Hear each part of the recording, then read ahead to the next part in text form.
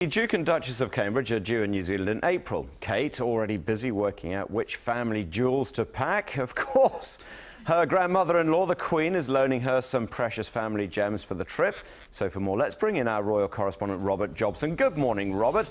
So Kate's set to dazzle here in New Zealand. Tell us more about the jewels she's putting in the suitcase.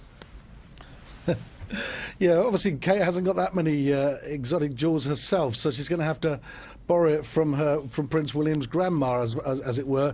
She's actually been practicing. There's a couple of events, both in Australia and New Zealand, that will be formal, which will require a tiara or two. She doesn't tend to wear them that often, so she's had to borrow a few to just a couple actually, just to make sure that she knows how to get the hair styled right, etc., so she can dazzle everybody in New Zealand. So that's been going on at the moment, and the Queen is very happy to loan out whatever jewels she has, as long as she gets them back.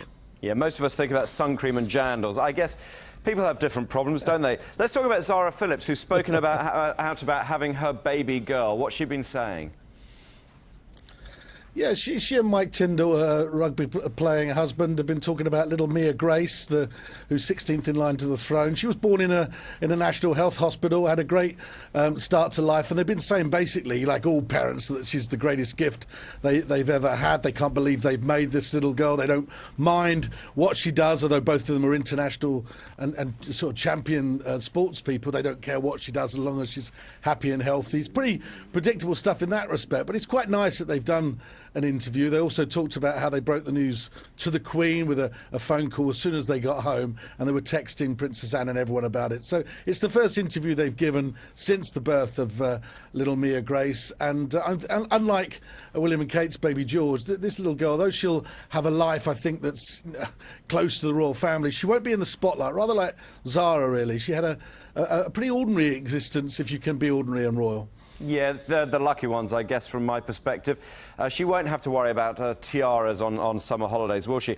Let's talk about Prince Harry. We are hearing he's had a few career regrets. I thought he'd had the charmed life.